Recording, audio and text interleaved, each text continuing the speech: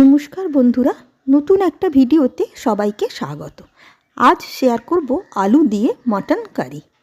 গরম ভাত দিয়ে ঝোলঝোল এই আলু দিয়ে মাটন কারি বেশ ভালো লাগে। ভীষণই কমন একটা রেসিপি। দেখে নাও তাহলে আমি কিভাবে বানাই আলু দিয়ে মাংসের ঝোল। মাংসটাকে প্রথমে ভালো করে 3 থেকে 4 বার জল দিয়ে ধুয়ে নিয়েছি। এবারে ম্যারিনেশনের জন্য একে একে স্বাদ মতো নুন, কিছুটা হলুদ গুঁড়ো, কালারের জন্য মেশালাম কিছুটা কাশ্মীরি রেড চিলি পাউডার, দিলাম 2 চা চামচ টক দই। আমি এখানে টমেটোর ব্যবহার করব না, তাই দইটা একটু বেশি পরিমাণে দিলাম। সব শেষে মেশালাম 1 টেবিল চামচ মতন সর্ষের তেল। সর্ষের তেলটা দিলে মশলাগুলো মাংসের গায়ে বেশ ভালোভাবে মেখে থাকে। এভাবে 1 ঘন্টার জন্য ম্যারিনেট করে রেখে দেব। 1 ঘন্টা বাদে এবার রান্নাটা শুরু করছি। প্রথমে কিছুটা সর্ষের তেলকে ভালো করে গরম করে নিলাম। 2 টেবিল চামচ মতন সর্ষের তেল আমি নিয়েছি। এবারে আলুটাকে ভেজে নেব। দুটো আলুকে খোসা ছাড়িয়ে ভালো করে ধুয়ে মাঝখান থেকে 2 টুকরো করে নিয়েছি। আলুগুলো তেলেতে দিয়ে দিলাম স্বাদ মতো নুন আর একটু হলুদ গুঁড়ো। গ্যাসের ফ্লেমকে মিডিয়াম টু হাইতে রেখে আলুটাকে একটু লালচে রং ধরা পর্যন্ত ভেজে নেব। লালচে করে একটু ভাজা হয়ে যেতে তুলে নিলাম। এইবারে ওই তেলেতেই ফোড়নের জন্য দিলাম তেজপাতা, 3টে ছোটো এলাচ, 1 টুকরো দারচিনি আর গোটা 4 লবঙ্গ। গ্যাসের ফ্লেমকে মিডিয়ামে রেখে সব কিছুকে একটু ভালো সময় ধরে ভেজে নিলাম যতক্ষণ না ভালো একটা গন্ধ ছাড়ছে। এবারে এতে মিশিয়ে দেব কুচনো পেঁয়াজটা। 2টো ছোটো সাইজের পেঁয়াজকে আমি পাতলা পাতলা করে কুচিয়ে নিয়েছি। তোমরা চাইলে বেটেও ব্যবহার করতে পারো।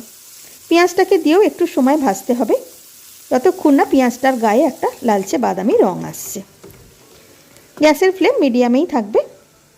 দেখো আস্তে আস্তে হালকা একটু লালচে রং আসা শুরু করেছে। এইবারে মিশিয়ে দেবো আদা এবং রসুনটা। এখানে আমি 5 কোয়া রসুন এবং 1 ইঞ্চি মতন আদাকে গ্রেটারের ছোটো দাঁড়াটা দিয়ে গ্রেট করে নিয়েছি। তোমরা এভাবে গ্রেট করেও নিতে পারো বা বেটেও ব্যবহার করতে পারো। আদা রসুনটাকেও কিছুটা সময় পেঁয়াজের সঙ্গে ভেজে নিলাম। এতে পেঁয়াজটাও লালচে হয়ে যাবে এবং আদা রসুনের কাঁচা গন্ধটাও কেটে যাবে। একে একে মশলাগুলো দিতে শুরু করলাম। দিলাম হলুদ গুঁড়ো, ধনে গুঁড়ো, জিরে গুঁড়ো, স্বাদ মতন লঙ্কা গুঁড়ো যেমন তোমরা ঝাল খাবে, আর কালারের জন্য কাশ্মীরি রেড চিলি পাউডার। হলুদটা আমি এখানে কমই একটু ব্যবহার করলাম, যেহেতু মাংসটা ম্যারিনেট করার সময়ও হলুদ দিয়েছি এবং আলুটা ভাজার সময়ও হলুদ দিয়েছি। মশলাটা একটু সময় ভেজে নিয়ে যোগ করে দিলাম ম্যারিনেট করে রাখা মাংসটা দিয়ে বেশ কিছুটা সময় কষতে হবে যতক্ষণ না সুন্দরভাবে মাংসটা থেকে তেল ছাড়ছে। বেশ 5 থেকে 6 মিনিট টাইম লাগবে মাংসটা কষতে। আমি এখানে 300 গ্রাম মাংস রান্না করছি, সেই আন্দাজেই সমস্ত মশলাগুলোকে ব্যবহার করছি। কিছুটা সময় কষার পর মিশিয়ে দিলাম ভেজে রাখা আলুটা। গ্যাসের ফ্লেম কিন্তু মিডিয়ামেই থাকবে। মাঝে মাঝে খুন্তি দিয়ে একটু নেড়ে নেড়ে কষতে থাকবে। দেখো আস্তে আস্তে তেলটা ছাড়তে শুরু করেছে, কিন্তু আরেকটু সময়ও কষতে হবে। বেশ ভালো রকম তেলটা ছাড়বে এবং মাংসটা দেখবে কড়ার গায়ে এরকম লেগে লেগে আসছে। দেখতে পাচ্ছ মশলাটা কিরকম লেগে লেগে যাচ্ছে, তখনই বুঝবে মাংসটা পুরোপুরি ভালো রকম কষা হয়ে গেছে। আর কষাটা যতটা ভালো হবে ততটাই টেস্টটাও ভালো হবে। এবারে সেদ্ধ করার জন্য আমি দিয়ে দিলাম প্রেসার কুকারের ভেতর। দেবো কিছুটা জল। জলের পরিমাণটা তোমরা যতটা ঝোল রাখতে চাইবে ততটা আন্দাজে দেবে। জলটা একটু গরম করে দিলাম। এবারে দিলাম নুনটা স্বাদ অনুসারে দেবে, কেন ম্যারিনেশনের সময়ও নুন দেওয়া আছে এবং আলুতেও নুন দেওয়া আছে।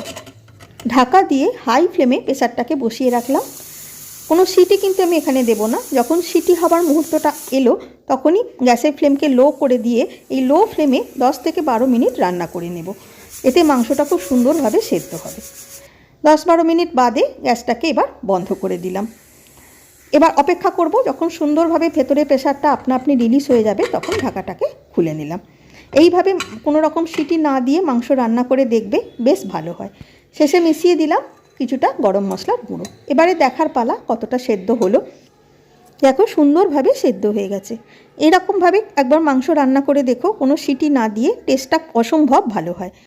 মাংসের পরিমাণের ওপর নির্ভর করে লো ফ্লেমে প্রেসার কুকারটাকে রেখে 10 থেকে 12 মিনিট রান্না করবে, দেখবে খুব সুন্দরভাবে তৈরি হয়ে যাবে। ধন্যবাদ।